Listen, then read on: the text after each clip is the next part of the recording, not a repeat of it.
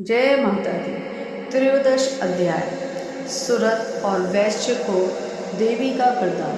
हिंदी में सुनिए। जो उदय काल के सूर्यमंडल की सी कांति धारण करने वाली हैं, जिनके 4 भुजाएं और 3 नेत्र हैं, तथा जो अपने हाथों में पाश, अंकुश, वर एवं अभय की मुद्रा धारण किए रहती हैं, उन शिवा देवी का मैं ध्यान करता हूँ। ऋषि कहते हैं, राजन, इस प्रकार मैंने तुमसे देवी के उत्तम महात्म्य का वर्णन किया। जो इस जगत को धारण करती है, उन देवी का ऐसा ही प्रभाव है। वे ही विद्या उत्पन्न करती हैं। भगवान विष्णु की माया स्वरूपा उन भगवती के द्वारा ही तुम ये वैश्य तथा अन्यान विवेक की जन मोहित होते हैं, मोहित हुए हैं और आगे भी मोहित होंगे। महाराज, तुम उन्हीं परमेश्वरी की शरण में जाओ।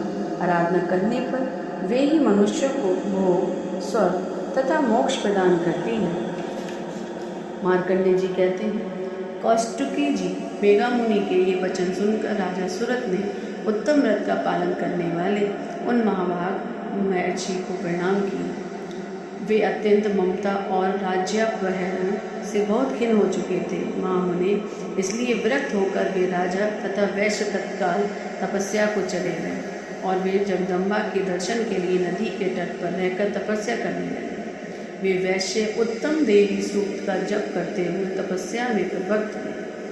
वे दोनों नदी के तट पर ही देवी की मिट्टी की मूर्ति बनाकर पुष्प, धूप और हवन आदि के द्वारा उनकी आराधना करने लगे। उन्होंने पहले तो आहार को धीरे धीरे कम किया, फिर बिल्कुल निराहार रहकर देवी में ही मन लगाए एकाग्रता पूर्वक उनका चिंतन आरंभ किया। वे दोनों अपने शरीर की रक्त से प्रेक्षित बलि देते हुए लगातार 3 वर्ष तक संयम पूर्वक आराधना करते रहे। इस पर प्रसन्न होकर जगत को धारण करने वाली चंडिका देवी ने प्रत्यक्ष दर्शन देकर कहा। देवी बोली, राजन तथा अपने कुल को आनंदित करने वाले वैश्य, तुम लोग जिस वस्तु की अभिलाषा रखते हो वह मुझसे मांगो, मैं संतुष्ट हूँ, अतः मैं तुम्हें सब कुछ दूंगी। मार्कंडेय जी कहते हैं, तब राजा ने दूसरे जन्म में नष्ट न होने वाला राज्य मांगा तथा इस जन्म में भी शत्रुओं की सेना को बलपूर्वक नष्ट करके पुनः अपना राज्य प्राप्त करने का वरदान मांगा। वैश्य का चित्त संसार की ओर से खिन्न और विरक्त हो चुका था और वे बड़े बुद्धिमान थे, अतः उस समय उन्होंने तो ममता और अहंता रूप आसक्ति का नाश करने वाला ज्ञान मांगा। देवी बोली, राजन, तुम थोड़े ही दिनों में शत्रुओं को मारकर अपना राज्य प्राप्त कर लोगे। अब वहाँ तुम्हारा राज्य स्थिर रहेगा।